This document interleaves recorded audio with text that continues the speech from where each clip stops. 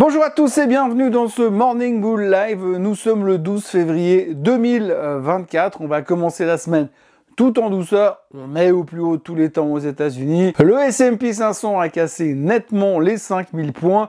Plus rien ne peut nous arrêter. Nous sommes dans une certitude, dans une confiance, dans un état de béatitude totale. Rien ne semble pouvoir inverser la tendance. Et les tendances sont quasiment verticales. Bon, j'exagère un peu, mais bien raides dans tous les cas. On nous dit de toute façon qu'il ne faut pas aller contre la tendance. On va donc se concentrer sur les quelques arguments qu'on va pouvoir discuter en ce lundi matin. Mais pour l'instant, ça reste relativement très calme.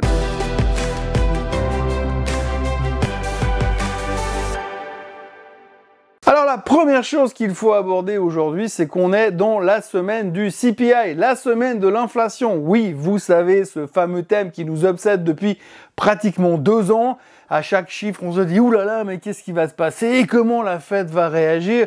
Alors on l'a vu la semaine dernière, la Fed est complètement coincée dans son mood de dire « On attend de voir pour savoir ce qu'on va faire, on ne baissera pas les taux en mars, c'est trop tôt, il faudra voir ce qu'on fait ensuite. » Alors, le chiffre qui va sortir demain sera donc le CPI, voir si celui-ci nous donne enfin une indication, voir si tout d'un coup il a recommencé à baisser, il va vraiment en direction des 2%. On a vu déjà vendredi dernier qu'ils ont corrigé le chiffre du mois précédent légèrement à la baisse, qui voudrait dire que l'inflation repart, mais pas vraiment aussi franchement qu'on a l'impression de le voir pour l'instant, parce que c'est vrai que d'un côté on voit que les chiffres de l'inflation sont relativement plus faibles, mais dans la vie de tous les jours, quand vous allez faire les courses, c'est pas tout à fait le même dessin. On est toujours bien évidemment croché sur la thématique du baril, puisque le baril remonte gentiment. C'est pas l'euphorie, mais on est à 76,60 et on a plein de problèmes géopolitiques qui sont susceptibles d'augmenter un peu les tensions. Alors rien de nouveau, mais on sent les tensions entre Israël et les États-Unis par rapport à ce qui est en train de se passer là-bas. Les Américains qui continuent de bombarder les Houthis, le problème pour traverser le canal de Suez qui n'est toujours pas complètement réglé. Bref, plein de choses qui peuvent tourner toujours autour du pétrole et surtout autour du coût des matières premières qui reste évidemment bien un problème. Donc demain, ce sera le gros truc, le CPI, l'inflation. Est-ce qu'on y voit plus clair? Est-ce qu'on peut en tirer des conclusions par rapport à ce que la Fed va faire? Mais pour l'instant, rien n'est moins sûr, mais c'est bien évidemment le gros sujet pour entamer cette nouvelle semaine. L'autre sujet, eh bien, c'est ce qui s'est passé cette nuit, c'est le Super Bowl. Alors vous me direz pourquoi il nous parle de foot américain aujourd'hui? Eh bien parce que, bien évidemment, à Wall Street, on cherche toujours une bonne raison de justifier nos actes et de prendre nos décisions par rapport à certaines choses pour trouver des indications, pour nous dire oui, mais le marché va aller par là-bas.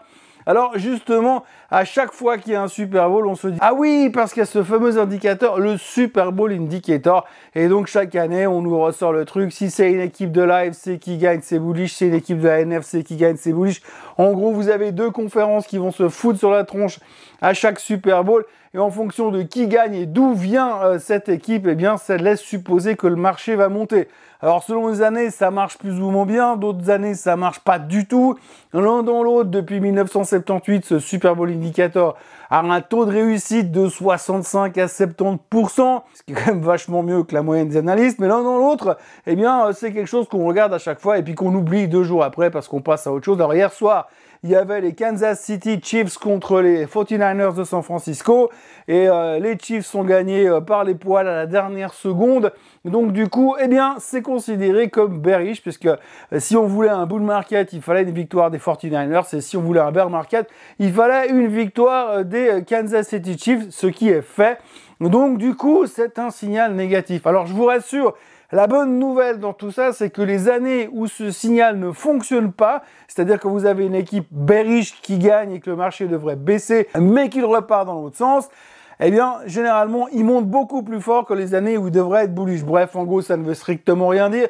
Je crois même que si on va chercher un petit peu plus loin dans la littérature financière, on trouve des comparaisons par rapport aux performances des marchés et au nombre de canards qui naissent dans le lac de Central Park. Autant vous dire que c'est du grand n'importe quoi.